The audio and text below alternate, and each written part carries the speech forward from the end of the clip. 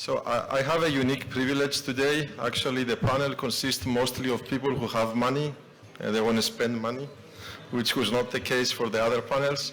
We have one empty seat, so if there is another banker that has money and is willing to spend money, she can join us or he can join us. So my name is Nikos Paragios. I'm Distinguished Professor of Mathematics at University of Paris-Saclay.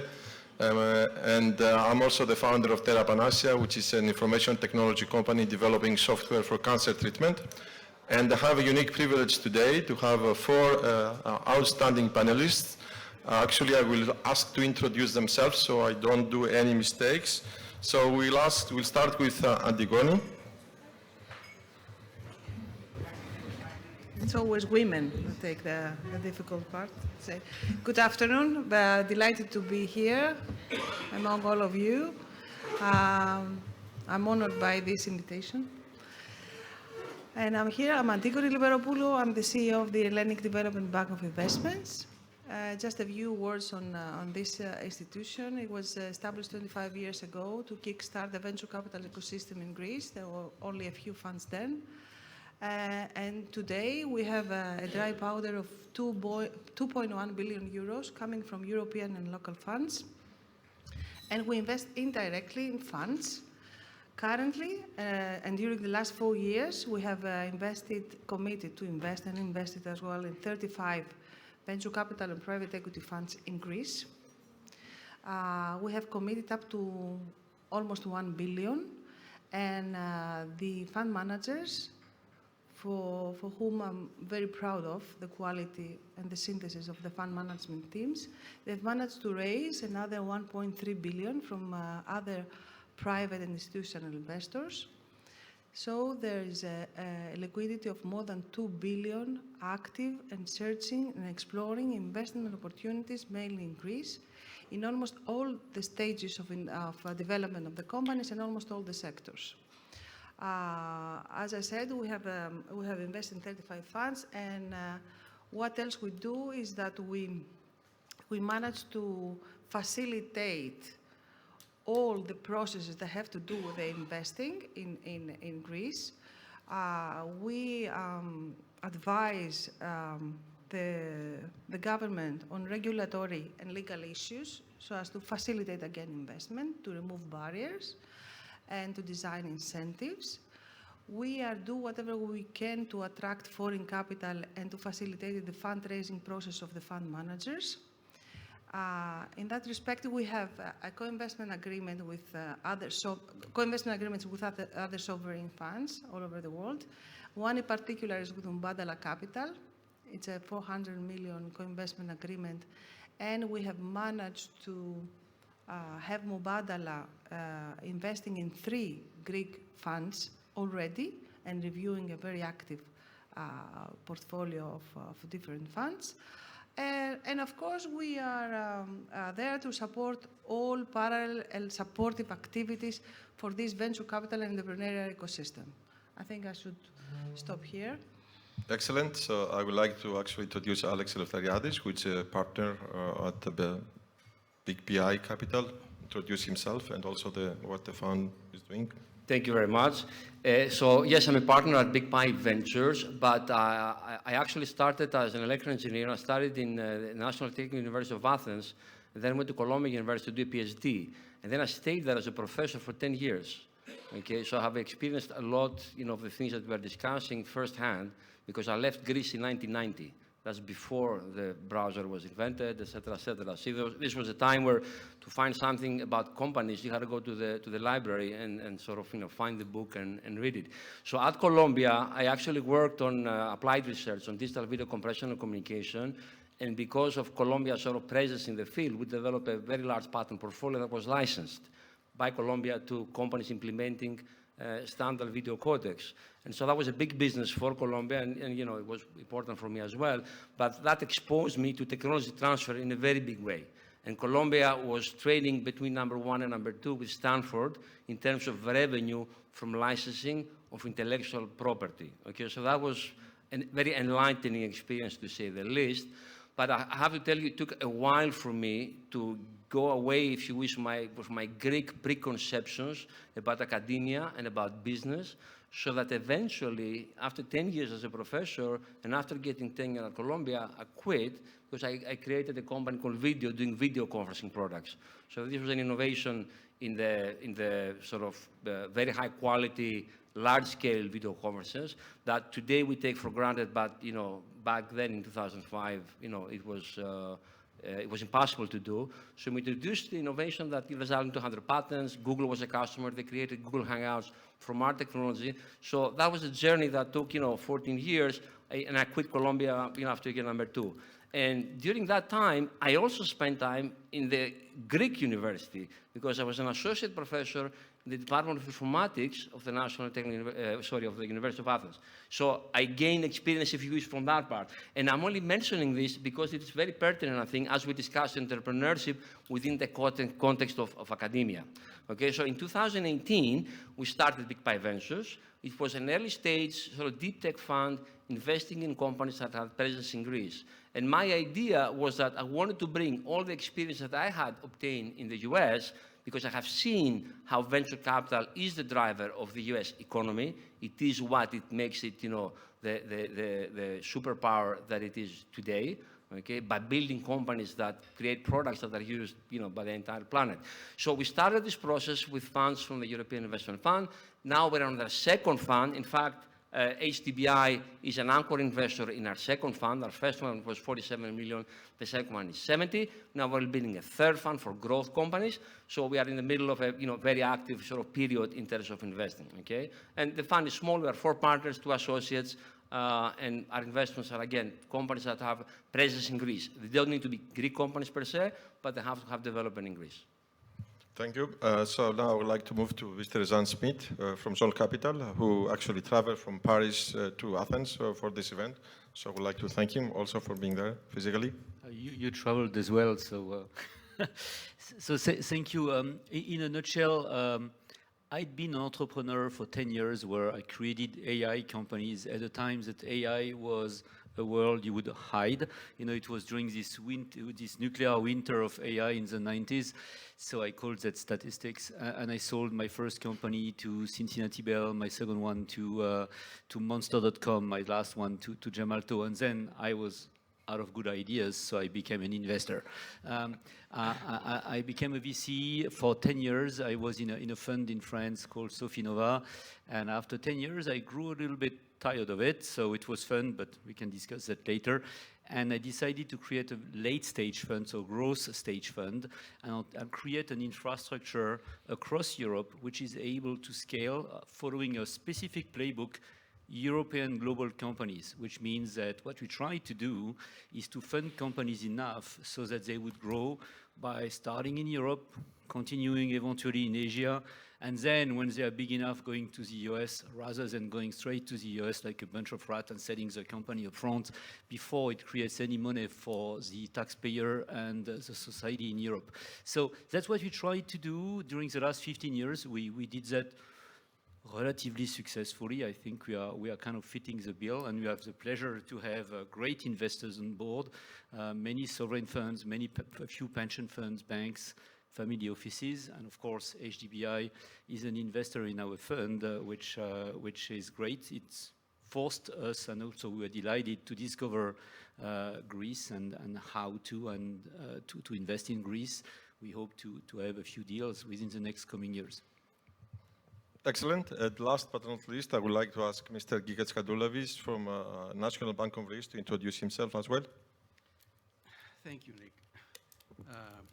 Well, I am the chairman of the National Bank of Greece, and for a couple of years also the chairman of the Hellenic Bank Association. So I represent all banks. So all complaints come to me. So I think I will be successful if we gain one more customer at the end. But I am sure everyone is a customer of NBG, so that's not a target. Anyway,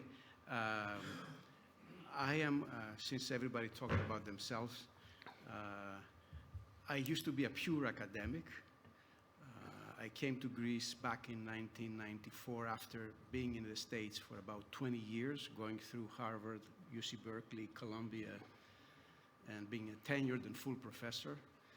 And out of necessity, I joined the private sector. This is a key word because you're going to hear it later. This is not out of a big project like Alex that attracted me. It was a necessity. Nevertheless, I ended up staying in Greece because NBG had asked me back in 1995, 96, late 95, to restructure their research department. And as an academic, I said, oh, gee, they're paying me a lot of money to do research. I didn't realize this was bank research. It was not academic research. Nevertheless, anyway, this transformed my life in two ways. I stopped being a deep researcher, like some of us are, like picking one item and being the expert, the global expert. I became a broad economist, okay? And at the same time, I ended up staying in Greece. I didn't go back to the States.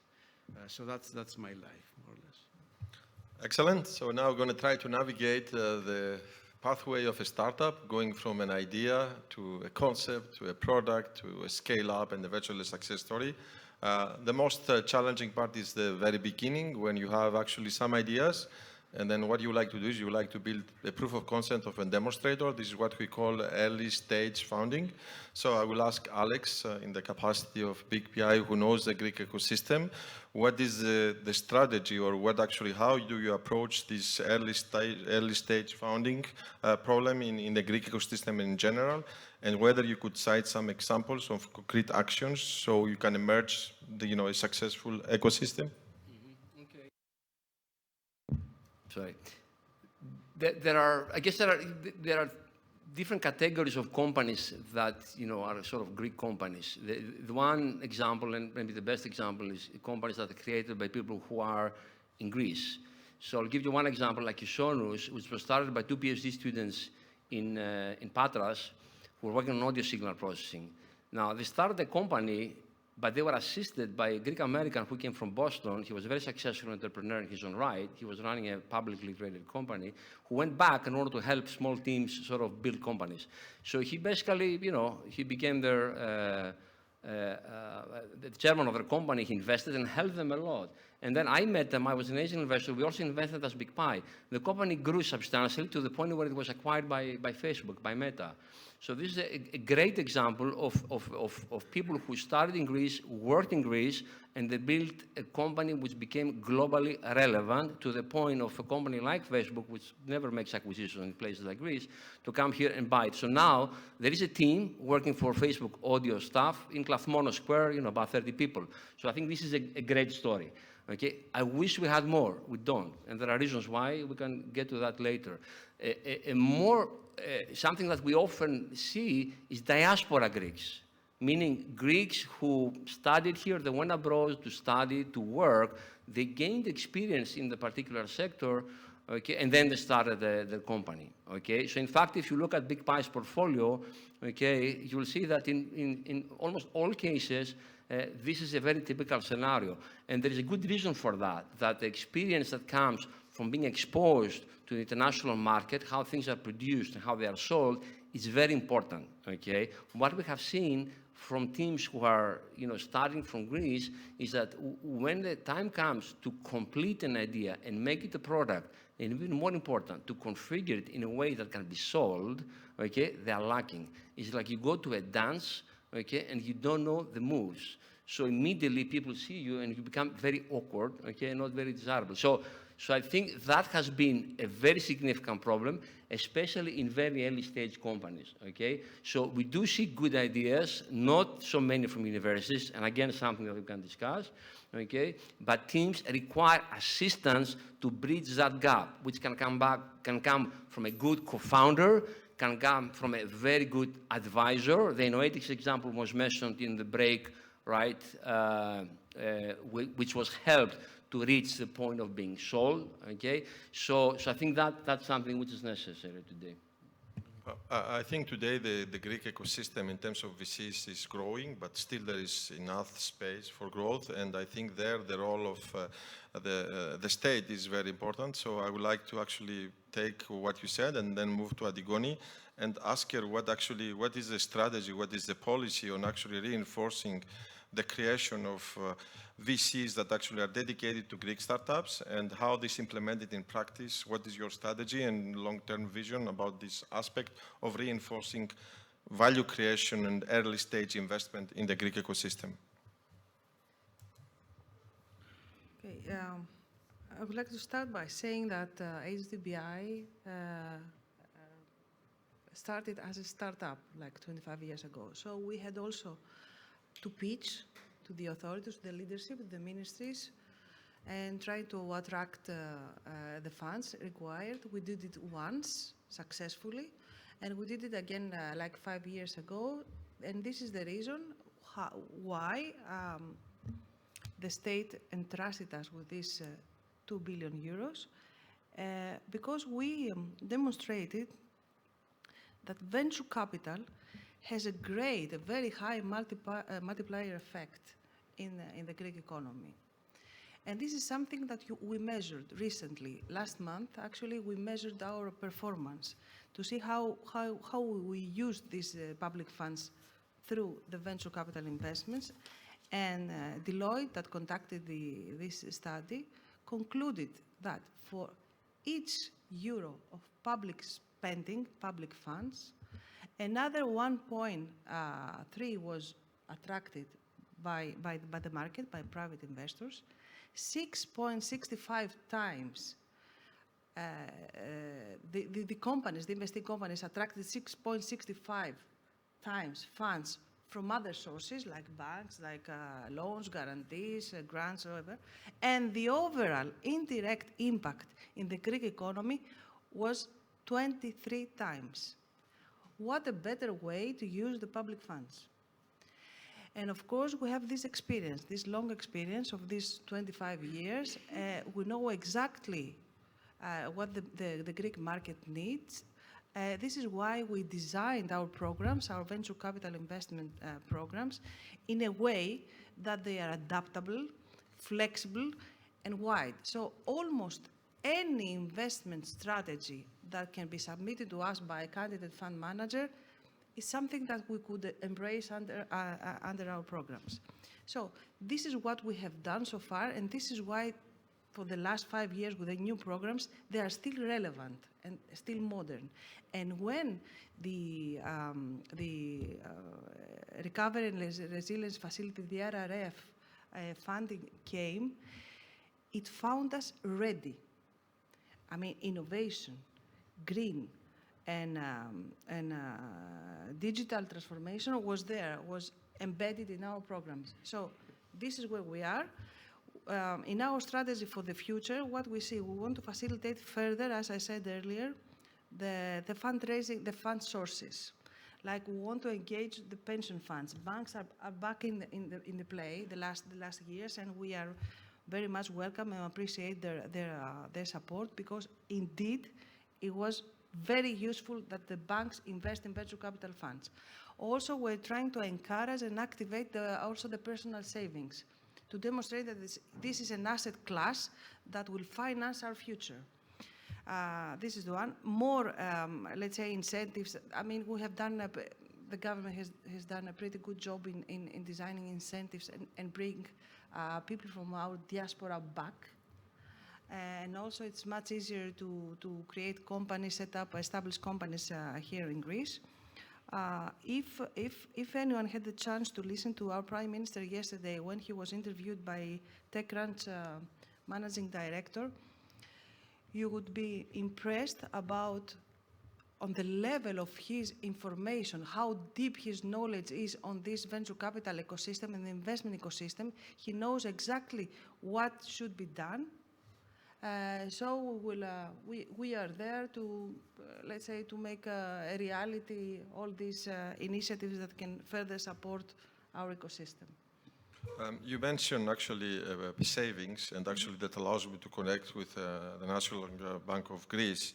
I guess it's the biggest bank today in the Greek ecosystem, and you are managing a number of assets in terms of savings. But my question is related to, even if you have funding, you still need traditional banks, and services to actually go from a concept to a company that operates well. So my question is, what actually the National Bank of Greece is offering to startups in terms of, scaling up and putting in place mechanisms that will allow them to succeed even at the early stage, and what is the ecosystem you are building? That's a question for you, Gikas. Okay, thank you, Nick. As a bank, we do a lot of other things other than supporting venture capital or private equity funds or startups. But we do it because we want to help the Greek economy primarily. I mean, we're allocating quite a bit of funds and we're expanding it, and I'll tell you more specifically, but the primary aim is to push the Greek economy forward, because if the economy does well, the banks do well. It's like an inseparable couple. If the banks do badly, the state will do badly. So anyway, we actually started back in 2010, in the beginning of the crisis, the NBG Business Seeds program, which was meant to create an ecosystem to provide mentorship, infrastructure, networking, a bit of financial support, and eventually discover young, new people who would like to start a new thing.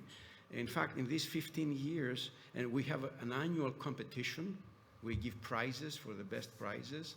We're doing it for 15 years now, which means we had like 5,000 proposals submitted to us in these 15 years. That's, if you divide, grosso modo, it's like a proposal per day. And we give a reward to about 10 every year. And then we kind of help them out, try to help them out. And in fact, we ended up even giving equity capital to some of these companies, and even loans, which means they did better.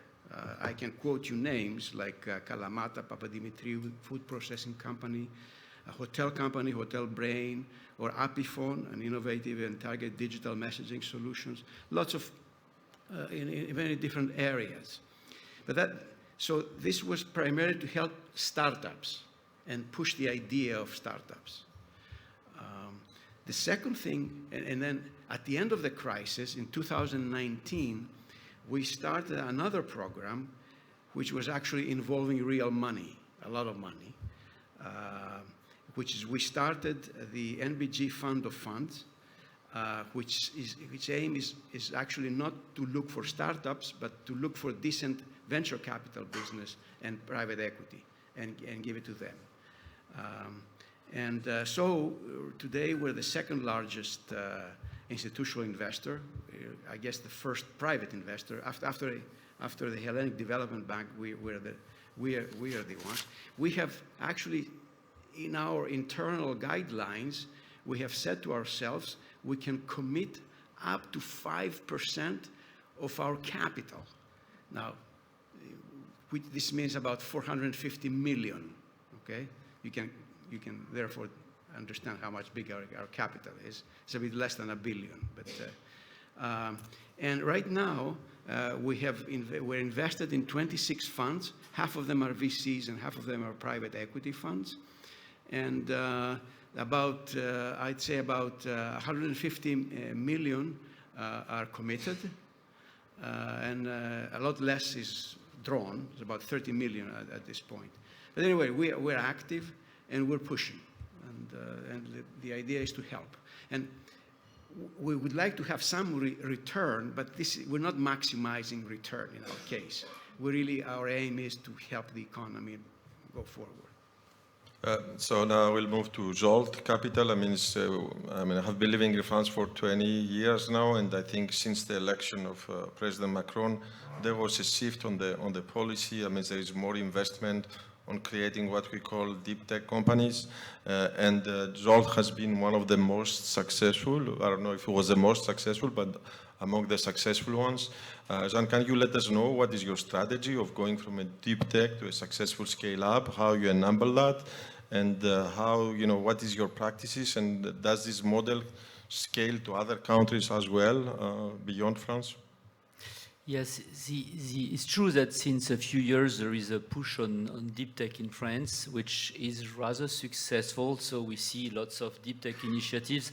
Of course, it used to be deep tech before in the venture capital industry, and people lost their way to deep tech going after digital services. So they lost their competencies in semiconductor. In most VCs were unable anymore to read patents and so on. So now it's starting again. And real intellectual property starts to be funded again, which is good news. The French ecosystem didn't change completely. We still have the same good things. The state is pretty much aligned with the entrepreneurs, with a few banks, with a few stakeholders, like a few insurances as well. Insurances had been forced in with schemes like TB scheme, where they didn't want to invest in the ecosystem. They had been forced with a gun in their back, but at the end of the day, they accepted. There are still a few places which are challenging. For example, policymakers, and that's very different from a state where the economy is in favor of technology and deep tech, and the policymakers who are trying to protect everything with plenty of regulations. Those are still not very, very easy and aligned people, and very difficult to manage because of Europe as well. But this is our place. We deal with that. But overall, it's okay. Now, talking about Jolt, our way is a little bit basic. We invest in companies which are already grown up. And when I was a venture capitalist, I always had this headache, which was I promised my investors to deliver money back with a multiple within 10 years. And fundamentally, it's impossible because the cycles of a startup cycles are much longer than a few years. So you tell, I'm going to invest at year 1 and you exit at year 9. So if your fund is a 10 years fund, you invest during 5 years. The last deal you do is exiting, if everything is fine, in year 14. So the 10-year duration fund is not adapted to that business, and in a way we should fix it. But since it is the name of the game now, at Jolt, we decided to go very late stage, and here we can do performances, financial performances. So we invest in companies which are more than 10 million in revenue in deep tech. When we started, people told us that doesn't exist. In Europe, we have only a few. In fact, we found 20,000 in Europe and counting. Europe is actually very rich in technology companies which are full of technology. Many of those never met a VC. Many of those 20 million revenue companies in Europe are completely below radar. This hidden universe is in fact around 60% of the companies. In AI, yes, in AI you can have some no-tech companies which are funded as well. So 20% only of the AI companies are not funded. But if you go to semiconductor, 65% are not funded. So, we have a large inventory across Europe which is not funded. So our job as investors is to find those, invest in them, and after 5 years, hopefully we sell them. In average, we have a holding time of 5 years, so we go relatively fast. Going to the playbook of Europe, we developed a playbook which is actually very written now, which is what do you need to do in order to take a 10 million or 20 million company in Europe and turn it into a global company which is a winner. And that's what we need to do. So if you look at that, it's interesting. The worst thing you can do, as I mentioned before, is to go straight to the US, the most demanding market, the most competitive market in the world. That's the best way to break your teeth on a wall. If you want to be successful, you first grow in your mother continent, then you go to Asia, where the best products wins, usually, and then only you go to the US to sell your stuff, not yourself. And you become a global company. So wishful thinking, not exactly. During the last years, we did 25 investments. We sold 10 companies. In 5 years holding time, we made 3x cash on cash, so it works. And strange enough, 7 out of 10 had been sold to European players. So we have this feeling that not only do we generate money, but we contribute to the creation of the place. So that's how we operate today. I don't know if it answers your question. Well, it does answer the question. I mean, and I think this actually allows us to connect with the next topic, which is scaling up. I remember when we started our own company, people were telling me that it's really hard to get the first customer. And once you get the first customer, now you have to get your first million. And then once you get your first million, now they tell you that you have to go to the 10 million annual recurring revenue. So actually this, it means that going from a concept which actually you can show value and becoming a successful company creating revenues requires massive investment, because you have to go beyond your own success story, as you said. I mean, you cannot make 10 million euros only in France. So I would like to switch back to Antigoni. And again, there is you are investing on VCs who are actually they are early stage, but the Greek ecosystem and the Greek market itself is fairly small in terms of what value you can create. So my question is, what are your strategy or actually pushing companies coming from the Greek ecosystem to become global and actually reach revenues beyond what they can achieve in Greece, so they become successful, they can become successful scale-ups? Okay, we don't invest in funds that invest in early stage only. We invest in all kind of funds, in all sectors, as I said, and almost all stages of development. The scaling up issue is not a local problem, as Jean Schmitt said earlier. It's a European, let's say, question. And this is why a couple of years ago there was this scale-up initiative derived from actually it was the Minister of Economy of France, the French minister that initiated during the presidency, the French presidency.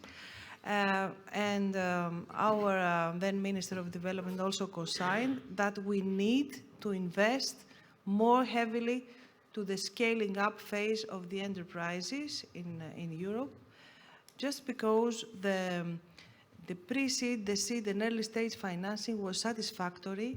Europe is investing a lot in the early stages, and we lose the European companies that are scaling up to mainly US.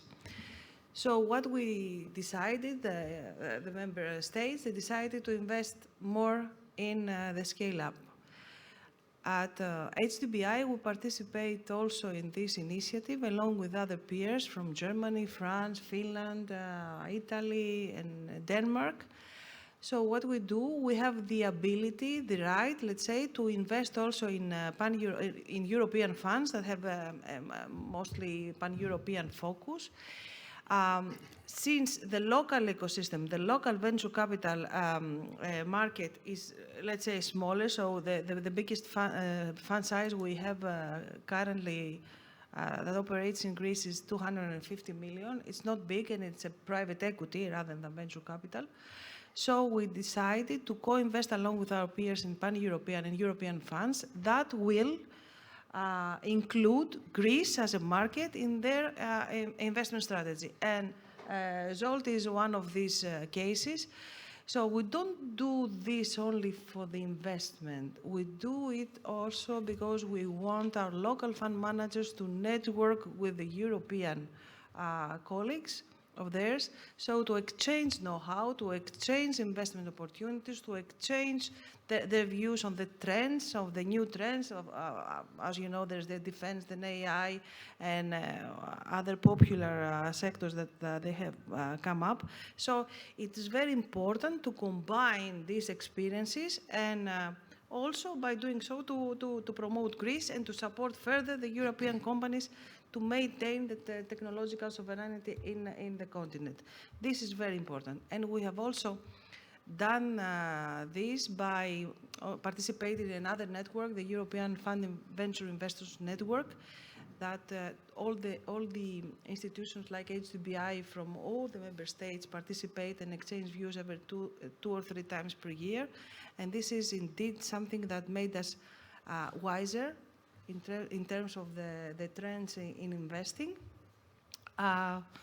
And also, we encourage strong, relatively experienced fund management teams to raise higher sizes of funds and to focus on this growth stage of development of the Greek companies, because indeed there's the talent, and by providing bigger investment tickets and opportunities for founders, we can also attract the talent from our diaspora. And we have seen it happening.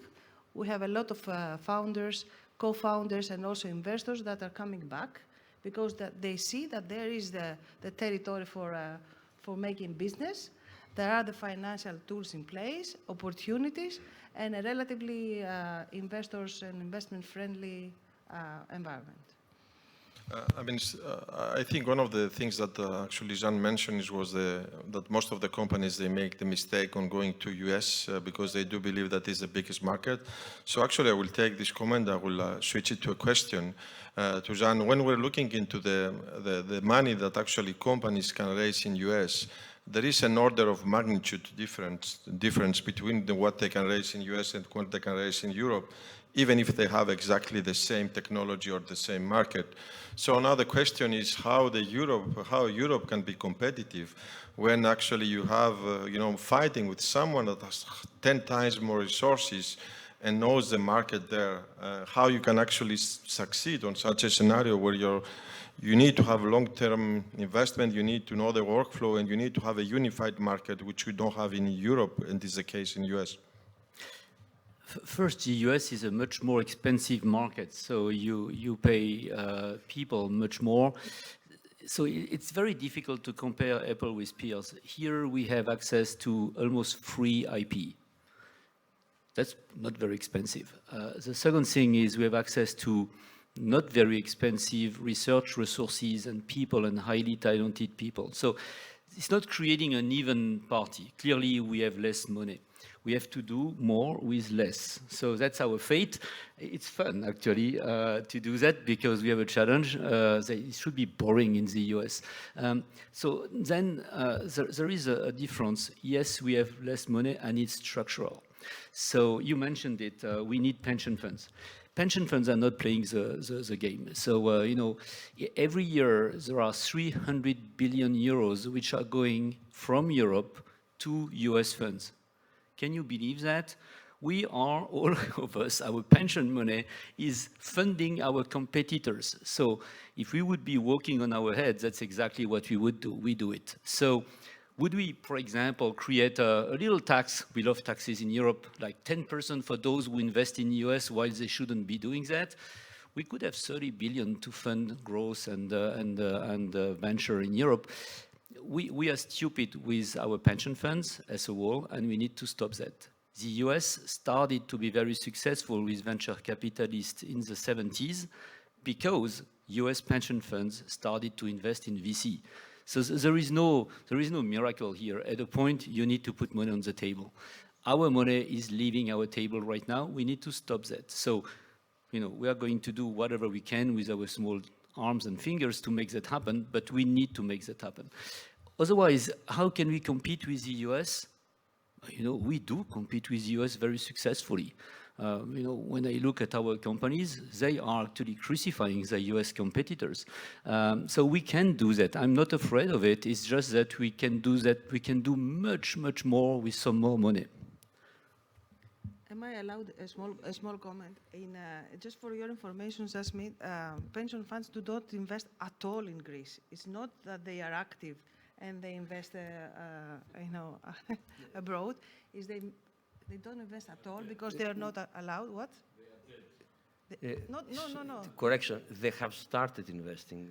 The insurance yes, companies yes. and the small, yes, not the big pension funds. Okay, not the big and pension. In fact, also a comment because it is very important that the banks again invest in this asset class, even though they are penalized by the prudency rule. And correct me if I'm wrong, Mr. Hardouvelis, but this is a dialogue that is about to commence in European levels because for each euro that a banking institution invests in this asset class, they have to have 1.5 in reserves or something.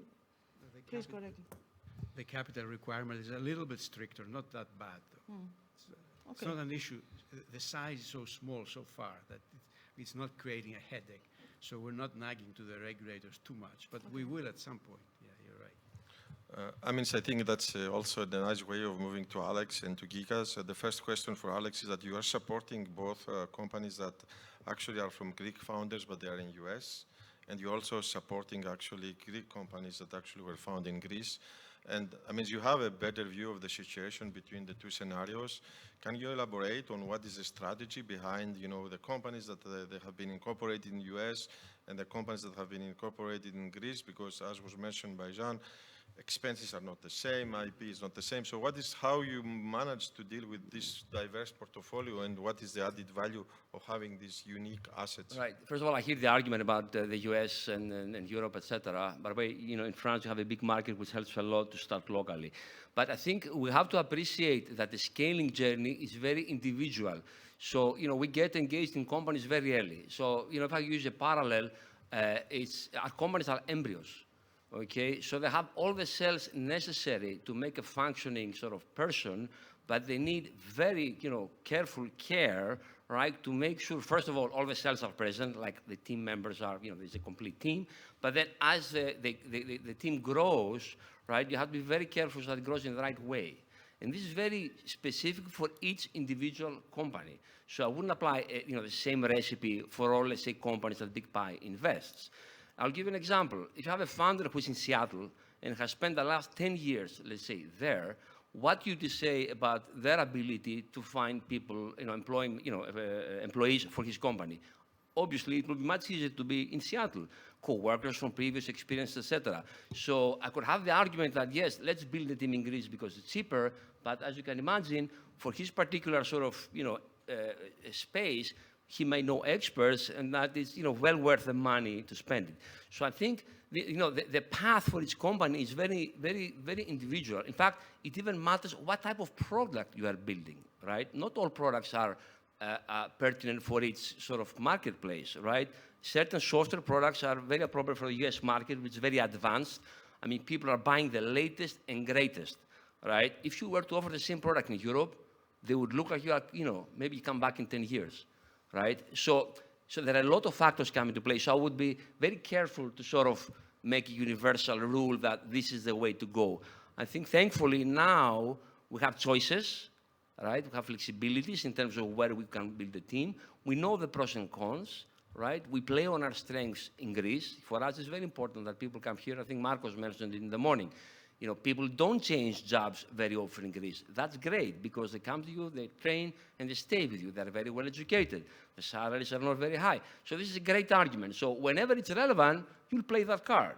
But if you need that super special chemist with whatever expertise in I don't know what, right, and it's only available in Boston, Boston it is, okay?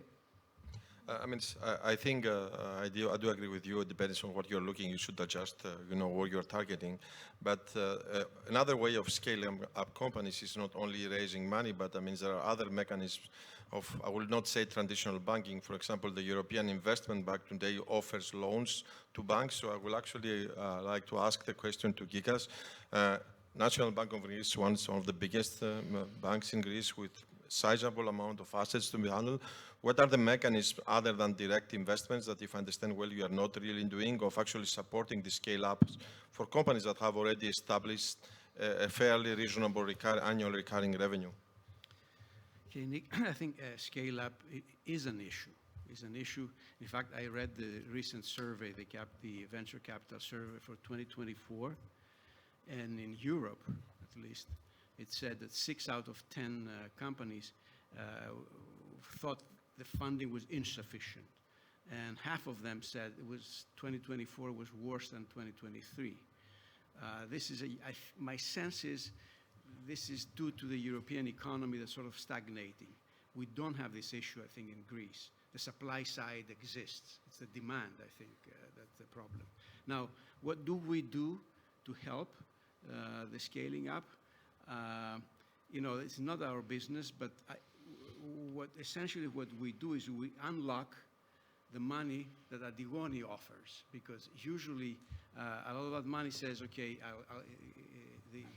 European Investment Fund or HDBI says, okay, I'll give you 100, but you have to bring in private investors as well. So we are the private investors. We sort of unlock the flow of money. And we do it because we are the national bank, and of course we're the most reliable and trustworthy bank in Greece and Europe. You're not supposed to promote the bank as well.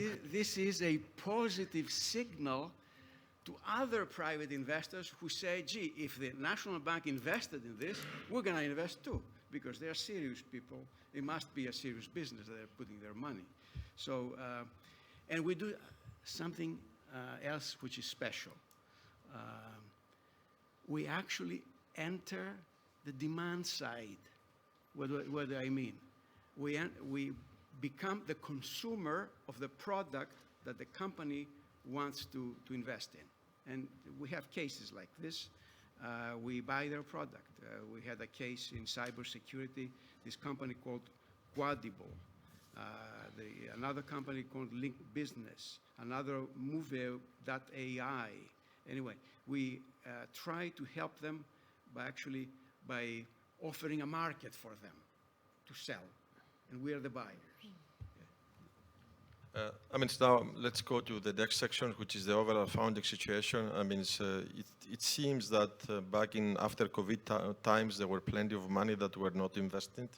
And actually, immediately after COVID, we had, I mean, which I would say was straightforward for any AI deck to get some funding. If I look on what happened in France, for example, between 2022 and 2024, the amount of money invested went from almost 15 billion to 8 billion last year, which means that money are lacking, and at the same time there is some geopolitical situation, not only in Europe but also in other parts of the world, that makes the situation much harder.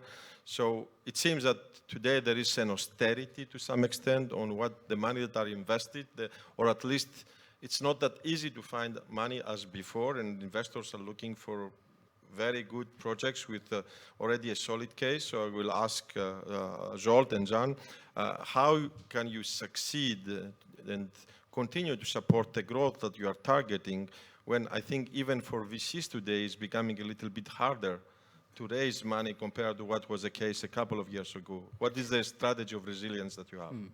See, first thing first, startups are dying, and it's okay. They should. You're not sure that a project is going to lead to a great company, even if at the beginning it looks amazing. So, I was reading some papers saying, 60% of the startups are failing. Yeah, of course, and they should, because some really are not interesting. Those who survive, that's an issue, because they need to grow, and we need to do whatever it takes to grow them. So again, to not answer exactly your question, if you look at the same reports and the one you just mentioned, it's very interesting to see that for 1x VC money, you have 1x gross money and late-stage VC money. That doesn't add up, because if you fund startup companies, and even if 20% of them arrive at a kind of a maturing stage, you would need much more money to grow them. And here we have a discrepancy of a factor 2 or 3 in gross capital in Europe, which you are trying to fix, but which is not fixed. So, and can you imagine, we are the largest at Jolt, we are the largest growth stage deep tech investor in Europe. I don't want to be the largest. I want 10 like me, so that we can finally have a party among investors. We are alone, so that's missing. Now, that said, the resilient part. For us, it's a great market. It's a market where we can invest cheap, so it's a buyer's market. I like it, because the recipe of success is to invest cheap and to sell at a price which is reasonable for the buyers. That's exactly what we are going to do for the next few years. I think we have in front of us very, very good years, especially if we don't play any fashion game. So in 22, 23, what did happen? Investors started to believe in fairy tale again. Whatever was quantum, whatever was AI was beautiful, and companies' valuation were getting to the hundreds. Why would you pay 100 million pre-money for a 2 million annual recurring company? Whatever it doesn't make any sense. Those valuations are stupid, because what you do is that you push yourself to not have a success when you will sell that company, while it's nevertheless successful as a project. So financial success of investors had been doomed in 22, 23, and we are going to pay them for the coming years for those who overinvested at overvaluations. Now it's a buyer's market. Those who had been funded overly with too high valuations are going to be difficult to acquire as well. But just, I see that I'm not very, very funny here, but think about the US. We always take them as an example. Do you think that Sam Altman is that a successful entrepreneur? I think he sucks. He's losing $1 billion a month. If you would allow me to use $1 billion a month, I think I can create as well a great company. So by any metric, this thing, and by the way, is not in advance technologically compared to his peers. So a company who is losing that much money and which is not in advance technologically, I don't know how it looks like, but for me it looks like a company which is going to die. So that's exactly the type of excess which happened in 22, 23. That's exactly what will not happen in 24, 5, 6, because the money is not there, so people will have to be careful. So I like these times of crisis. I want to echo that because, I guess we are lucky in the sense that we closed our second fund a few months ago. So this means that, we secured our funding. So we're exactly now ready to deploy this capital at valuations which will be significantly reduced. So this is, good news for us. But we are also, building a growth fund to basically cater to that sort of void, especially in the Greek growth investment market. But I think, again, I think the type of investing that we do, there is always opportunity. I think there are always people willing to listen to the message, to the growth opportunity. So I think especially for the sizes we are talking about in places like Greece, we are talking about, $10 billion funds like they have in the US. It's much easier to construct a 200 million euro fund versus something else will be 20 billion, okay? Thanks for that, Alex. I mean, when we have rough times, then we realize how important is the state support, because usually that's where we can ask money for. So I will actually take the opportunity of what John mentioned and go to Antigoni. I mean, again, the state usually have assets which can be reinvested, and that's what we see on the COVID period, that there was a massive investment from the state, not only for startups, but in general to sustain the system. So what the bank is doing, what the Hellenic Investment Bank is doing actually to support this downtime of, I would say, private investment, because it seems to be the case, even if Jean is happy with that. And is it something that happens only in Greece, or there is some kind of coordinated effort in the level of European Union? Because again, Greece is a small market compared to any other country or most of the countries in Europe. So the question is the following: what actually the bank is doing today, the Hellenic Investing Bank, on downtimes when we have not as much as private investment as before, and how this actually scale up at the European level, how you work with your colleagues at different European countries to make it happen even more successful. Okay, I will start from the easy part, the last part of your question.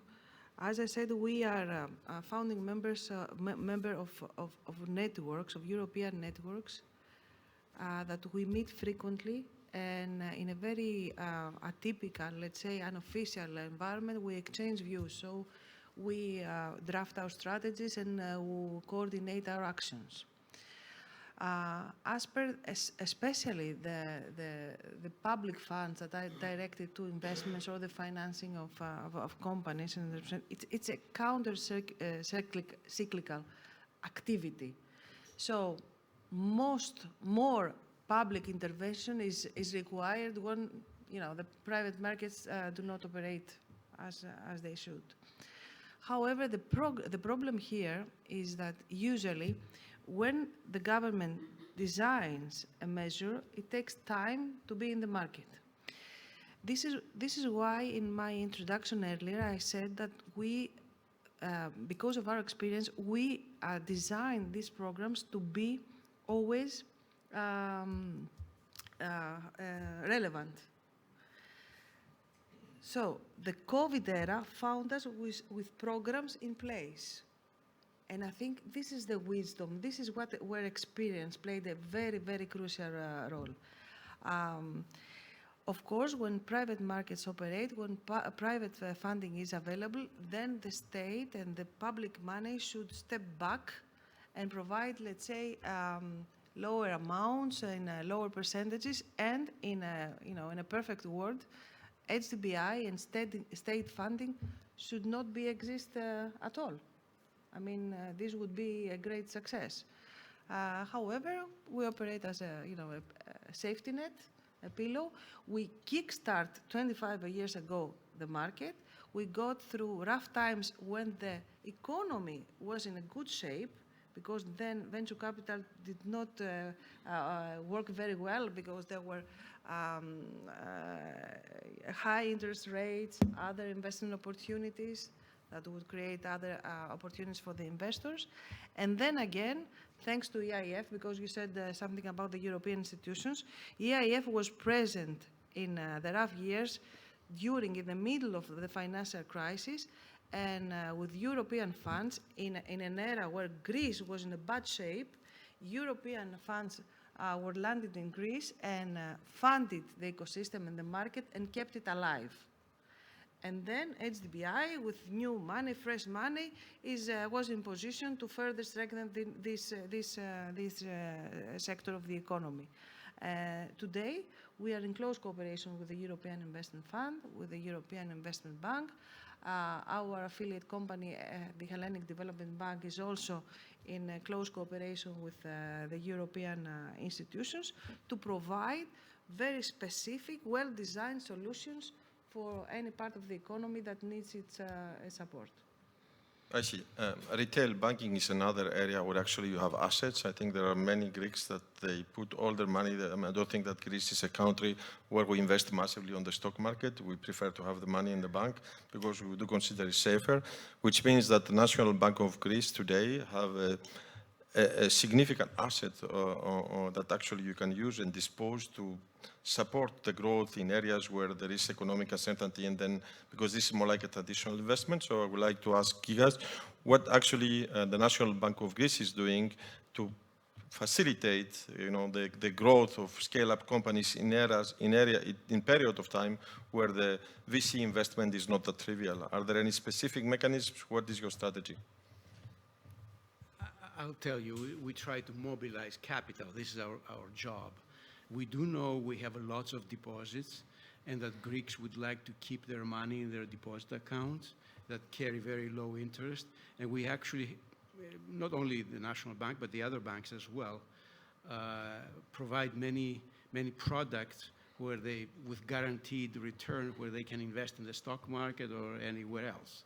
So the banks are pushing a little bit the asset management story that's still lagging behind in Greece. In terms of counter-cyclical behavior that you mentioned, today in Greece we're doing well in some sense. We're growing at about 2.5%. We don't have the current European problem, but still, I think we need to push on the investment front. The crisis years are away from us, yet we haven't recovered on the investment front. Investment to GDP ratio is about 15 point something %, whereas the European average is at 21%. We came up to 15 from 10 at the depth of the crisis. So the gap, half of the gap is covered, but we need to do more. And in a sense, this conference is pushing people to invest, and which is good.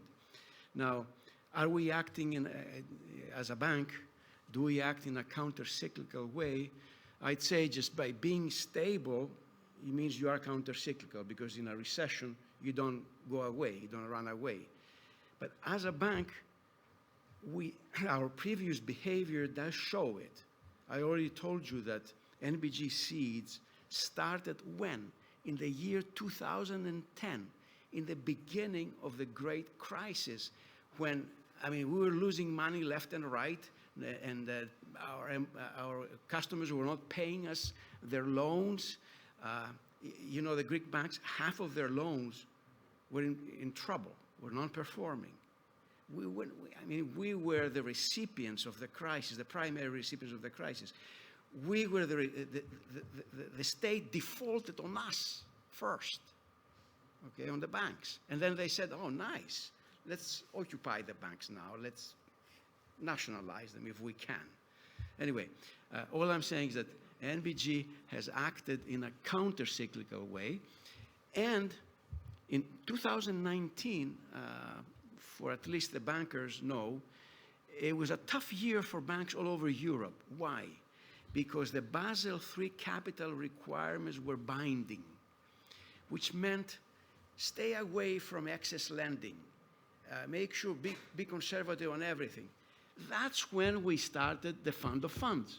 So we actually have shown in 2 cases as a bank that we went against the cycle only to promote venture capital and startups in Greece and the country. Thank you. I would like to move to the closing session, but I will ask you to give me short, if possible, answers so we can have time for some questions afterwards. So let's look in the future. I will start with Alex. Means you haven't seen the Greek ecosystem evolving over time. Means there are things that are progressing fast, there are things that are progressing not as fast as expected. What will be your action or recommendation that you could bring in so actually this momentum is keep growing and then Greece becomes, I would not say a leader, but a respectable player of innovation at the global scale. But please give me something actionable. Okay, I'll give you something actionable. It might not be, immediate. Look, I think we got lost in the weeds here in terms of financing and macroeconomics, etc.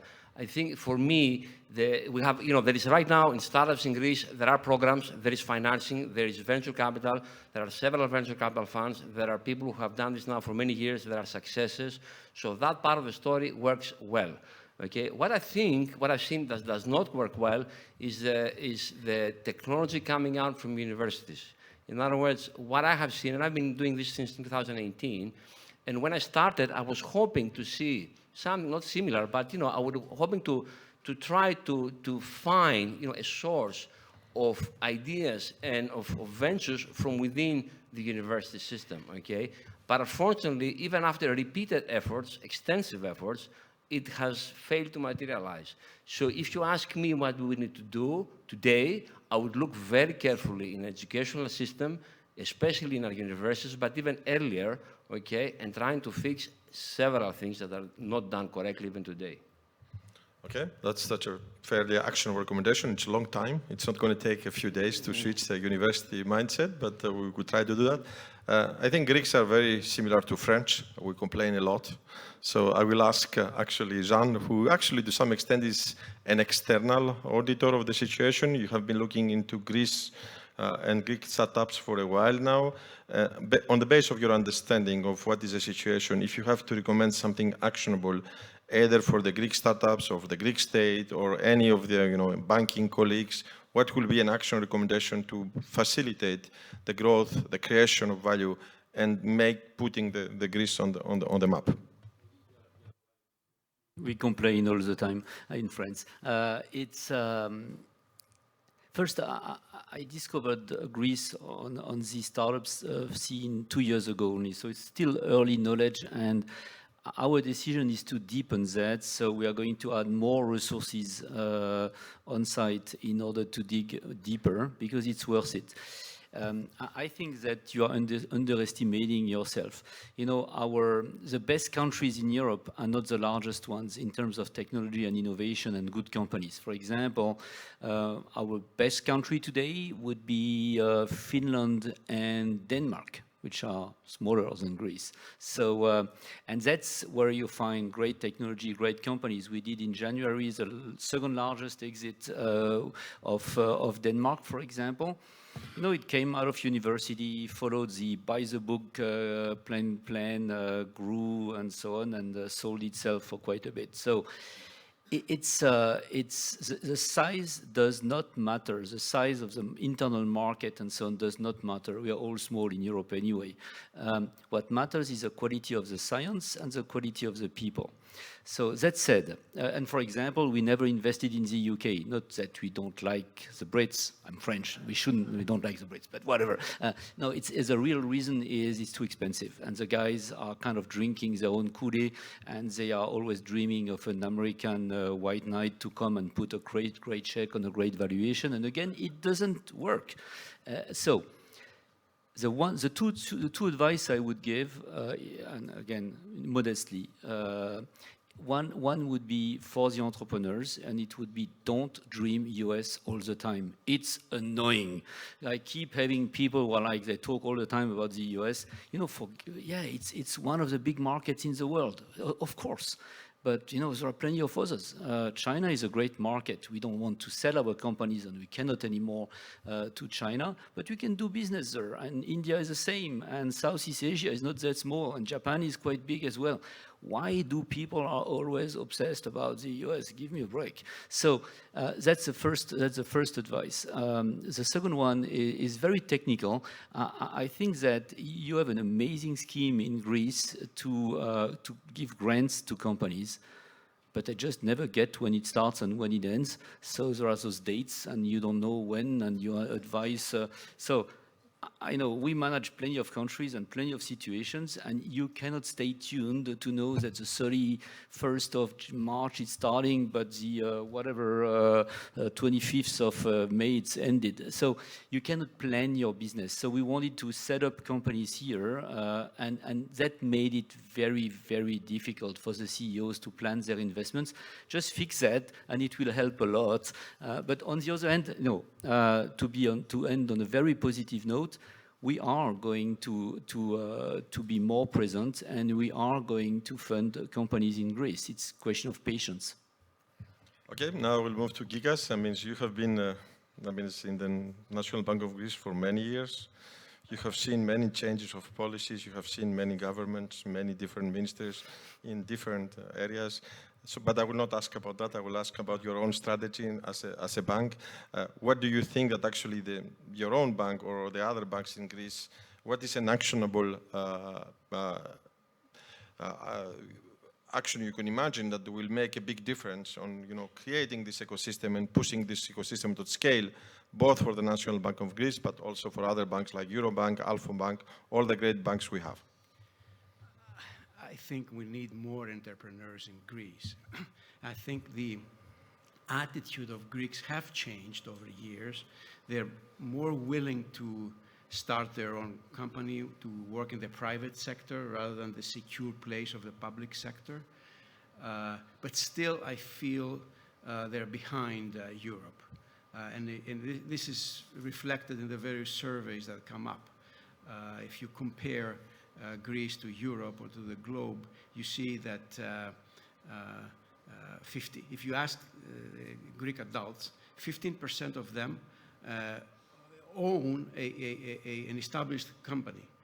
In Europe, half of them own an established company. In Europe, they also own companies, but they themselves tried and they started recently. It's not an established one. So it looks like Greeks kind of go back to the usual way or to their parents' company or what have you. They're not really up to it. Of course, all stakeholders have to be involved in this. Universities, also banks, whatever. The universities are doing, I mean, I've seen a change over the years because I'm also at the university. There are career offices. There are specific departments that really push their students. We have some representatives here in the audience. They know very well. I mean, but we need to do more of that. We need to do more of that. And I think we should do more, not only on this, but on R&D in general, because these are correlated. They go together. And the investment on R&D in Greece is about 1.5% of GDP. It's compared to a 2.3% in Europe. And there's a fundamental difference, though. In Greece, half of the R&D is public. Only half of it is private. In Europe, 2/3 of the R&D is private. So we need to push the private leg. It's been going up. It was like only 0.3% 5 years ago. Now it's 0.75% of GDP. It's a bit better. I think the state, we have political stability in some sense. This is a blessing in the last 6 years, and we may continue having this political stability that's not existing easily in other countries. We have people who do understand. I mean, our prime minister was involved in this business. He had worked actually at the National Bank at some point. So we have people who understand, and they're pushing the right incentives, but it's not going to happen overnight. I mean, a lot of things have to change in Greece for this country to really get out of where it fell. We lost 25% of GDP, as you know. We thought we would have really shoot up after that, but it doesn't happen. We lost capital, we lost people. All our doctors, they were educated in Greece and they went in Germany, everywhere else. I mean, we lost human capital as well. So it's going to be tough. But for us that remained in Greece, we're stuck, so we're going to try to push. And I congratulate you for this conference because it's a push. So we would like to close with a positive note. In this panel, we have a banker, which is Gikas. We have two investors. One is half US and half Greece, and the other one is in France. Actually, the only person in the panel that can provide something actionable is Antigoni, because she has money and she is in Greece. So, so what I will ask Antigoni is, if you have the capacity on making a decision that will actually push the ecosystem to a new page, what concrete action you have, you will have implemented to make this happen? I thought you had forgotten me. So, the big requirement is for HDBI to be stable, to have the stability and the liquidity in place. So this would be the easy part. Apart from that, of course, I echo that education and the universities and the technology transfer should be further supported. I believe in the new generation very much so. I also believe that we underestimate ourselves because we are indeed an innovation nation.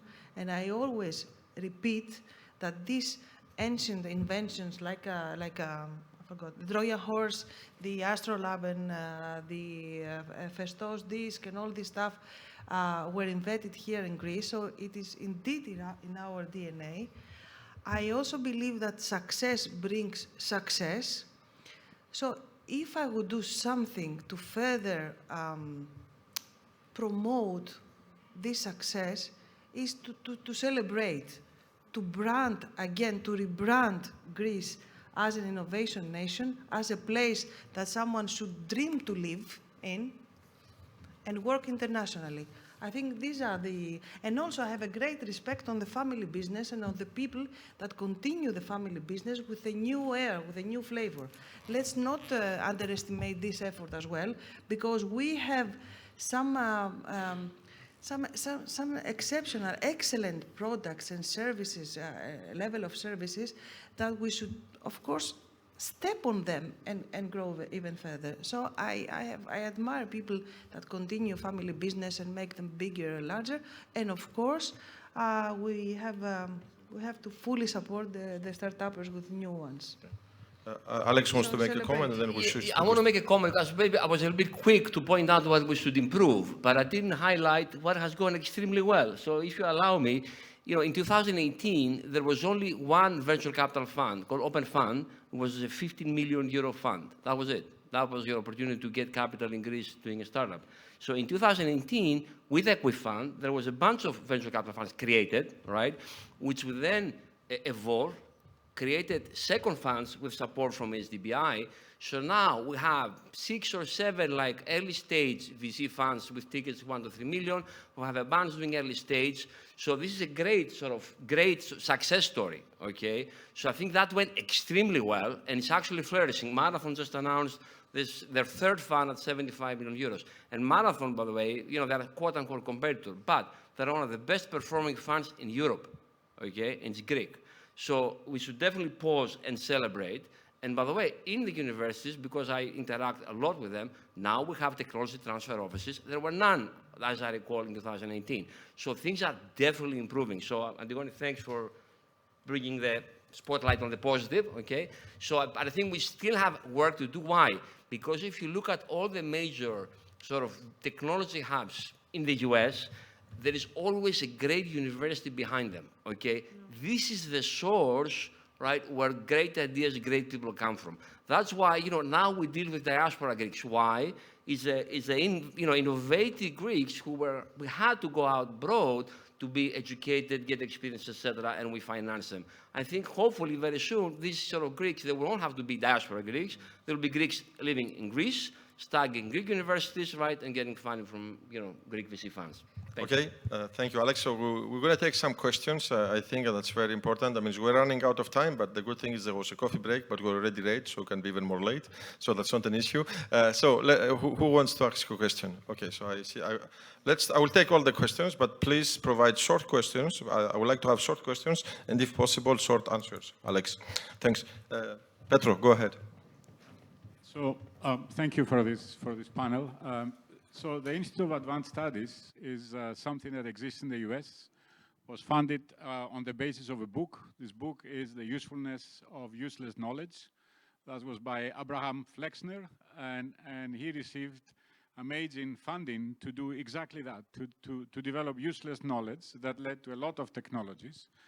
And what we try to do with the Hellenic Institute of Advanced Studies is not to do only useless knowledge, but actually in the same spirit to create knowledge that people like us in the diaspora we have built companies in the diaspora. We try to bring it to Greece.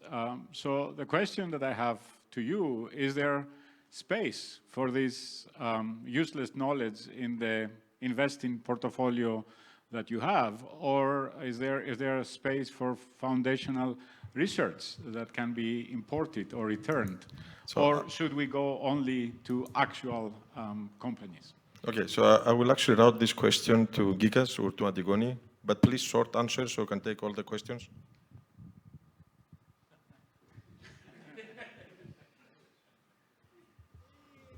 Well, from the perspective of the National Bank, I mean, they always try to invest, and I mean, they always look at the return and risk-adjusted return.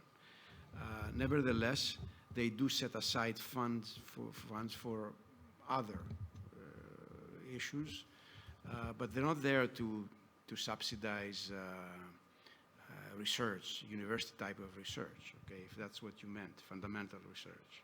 No, I think the question of Petro is whether an organization like the advanced, the Hellenic Institute of Advanced Studies from abroad can become an asset for the Greek ecosystem to create value. That was the question, Petros, right? Not subsidizing. I mean, we're not asking. I see. It will be great if you can subsidize research. We will not be against that. So. Okay, well, always cooperation helps. You can find things, you can think of investing in ways that you couldn't think before. That's all I can say. Something? Okay. Definitely. Okay. Would be a great added value. And I'm sure that there are other people than us in this room that can reply to your question and perhaps can explore partnership opportunities. I'm sure there are a lot. And I don't know, it's all the university, all the technology transfer, all the research centers, and even the relevant ministries that could be of great use. So there was the next question. Yeah, here. We're going to take all the questions, but please short questions, short answer. I'll try my best. I'm Kostas Mitropoulos. I'm observing this ecosystem for many years, and from what I heard from the panel, it remains subcritical. There is something that doesn't allow you to grow as fast as you would like, no matter what you're doing. And when I say ecosystem, I mean the whole blend of creativity, human resources, capital resources, the institutional framework that is in place, the market size, and culture. I was impressed by the example of these guys that were they sold to Meta, their company. There is the example of TaxBit in the past, DeepSea, that as soon as they reached the frontier of commercialization, they sold out. So what is, in the panel's view, the most critical factor that doesn't allow this ecosystem to grow?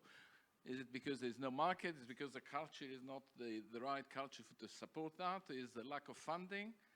Because brains, we have plenty of them. Yeah, so I will actually ask Alex to answer this question shortly. There are a lot of factors. Look, also, oftentimes, when a founder, faces an opportunity to make an exit, it's very easy to decide, to exit early on. Okay, so I think now that we have had examples in Greece of companies growing to a substantial size, right? Softomotive was bought by Microsoft, Akisonos was bought by Meta. I think founders now realize that they can really grow a company significantly, but it's hard to reach levels, above 100 million. It's not easy, and growing institutions with a very fast pace requires tremendous intellectual and emotional capital. Not many people have that. Okay, so you need to be trained. You need to have people around you that support you, right? So that was lacking. Now, thankfully, we do have people who have been through that journey at some level. They haven't been to Mount Everest, but they've been to smaller mountains. They can help others reach that goal. So it's an iterative process. Now, thankfully, we see in our funds having investors from companies founders that exited. So this is a positive circle that hopefully in our third fund, HDBI will be, a minority investor, etc. That's what we aspire to. If I may, this Yes, pretty quick. Antigoni, go ahead, but short, is please. a very optimistic element that Alex just highlighted. And as Jean Schmitt told us earlier, everybody was questioning whether there are enough scale-ups, technology scale-ups in Europe, and they are. You have to search for it. It's not an easy job to do. But apart from that, yes, this great storytelling about the successful founders that have earned a lot of money and are returning back to investments, and by mentoring and supporting the ecosystem is a great example. Jean, you wanted something? I can see that you're yeah. Go ahead. Short, please. We need stories of companies. I would kind of challenge the founders. Of course, it's great. We need founders successful, but we need companies to succeed. And the founders are just tools. So they do the beginning of the story. They rarely do the end. And, a founder is fantastic to take a company from 0 to 15 million, and they end up with a processless company, problematic organization, bad CFO, and so on. If you want to go to 100 million, full of processes, hyper quality delivery to customers and so on, usually it is not the same person. So we need to be careful. We are not show business guys. We are not here at sponsoring a person. We are here at creating a firm. It's not that fancy to tell and to explain, but it is very important to get it. We need successful companies. That's by example. But let's not mix up between the unit of success. The success is a company, not the person. Okay, I think we'll have one more question. Okay, two more questions. Go ahead. Yes, I'm a startup from a spin-off of the Athena Research Center and a former academic economist. So inspired by what Alex said, I want to ask a question to Jan Schmitt, because you always mention the system is growing and Greece has a competitive advantage because we have cheaper developers, which is true. But if we look at this evolution, developers are getting not only more and more expensive, they're getting more and more scarce. And for the start-uppers, to get a developer now, it's 10 times less expensive than the US, but still very expensive for a Greek start-upper. So the question is, if Alex says the universities are not that good, and if we see they're getting more and more expensive, do you think an idea of creating something like the French École 42 would be an idea to stop this erosion of the competitive advantage and nurture the market with new talents? I would say that you are living in a very interesting world when it comes to developers, because coders are free. It's called ChatGPT now. So developing code is very easy. Architecturing code is very difficult. Unfortunately, École 42 had never created any architect. They create people who are kind of typing code, which are kind of useless now. What you need is to teach in mathematics, in physics. We need scientists. A great software developer is a mathematician. A great AI person is someone who is really sharp in math. After all, AI, what is it? It's algebra, and you are manipulating gigantic matrices and so on. So you are good in math, you are good in algebra, you are good in AI. You are good at programming, you are useless. So I think that it all happens in the university. train many mathematicians. I was hearing our president saying, let's pour 120 billion in AI. My proposal would be more like to pour 20 billion in mathematics at school. That would allow to have 5 more hours per year in maths since first grade, and you would end up dominating and owning the world. So that would be my answer. It's not, let's not misplace our donuts. We need great mathematicians. So there is a last question, I think. Yeah. Please, short. Yeah. Yes. My name is Giorgos Tsolakis, and I would like to ask how a good idea it might be to issue a stock market index for the startup sector, I mean, European one.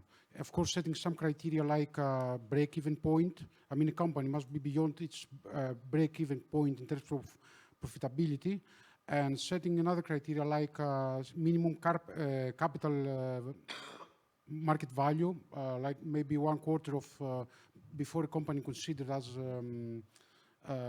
a unicorn. I mean, beyond, below 1 billion euros. And I know it's probably it's something which might create a lot of risk, but it might be an advantage for companies to find funds easier from, like, in a way, like crowdfunding and stuff. And but I mean, it's many things you should take into account. I will actually direct this question to a banker, or.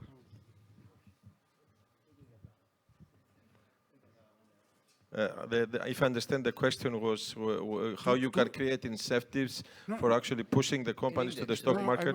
I mean to create a stock market index, maybe in the European stock market, to contain like Standard & Poor's in US. But this will include only the startup companies. But the startups are not, they're private companies. They're not publicly listed, so you cannot go and buy their stock. So you have to rely on internal valuations, right? And somehow they would publish it, and then you would collect it. Yes, of course, I don't know why this would be useful, to be honest. But economists here know better. For me, for sure. Indexes, I guess the existence of indexes helps, but I don't know how it will help in your business. I'm not sure. Can I mean a registry rather than an index? Can I give you a number? Just a simple number. If you go public in the US or in Europe and your market cap is below 500 million, do you know what is the aftermarket in average? Minus 70%. If you go public and your market cap is $1 billion, and don't forget that the market is slightly, there is something like a wisdom of the market, which you're not worth $1 billion because you just ask for it, not like with some VCs. Here, your aftermarket is minus 20%. And only if your market cap is above, you're kind of having an aftermarket which makes sense, which means that for startups, forget this thing. It doesn't make any sense. You don't want to crook the poor people who put money in private companies which are giving fairy tales. You don't want that. It's short-sighted, and we are going to end up in a drama. It happened in France. We created 3 times a market which ended up being a trash bin market. The Japanese did that as well. It's a disaster. So I was here with Meti months ago, and they were telling me, if I wish we wouldn't create this crazy thing at putting startups on the market, because now we have to deal with it. So I think that public markets and startups are not good friends. Okay, as we say in science, if the theory does not agree with experience, it's fault. So it's. Yeah. So I think it's time to close this session. I mean, you can see the difference between the French and the Swiss sector. There was a panel before that was done from somebody at the PFL. It finished on 1 hour. Actually, I'm a Greek French. It took an hour and a half. So I would like to thank all the panelists. I would like to thank Jean, who traveled from France, from Paris, to come to Athens. Of course, Antigoni, Gikas, and Alex. I hope you enjoy the panel, and I'm sure that you're going to enjoy the coffee. Thank you so much.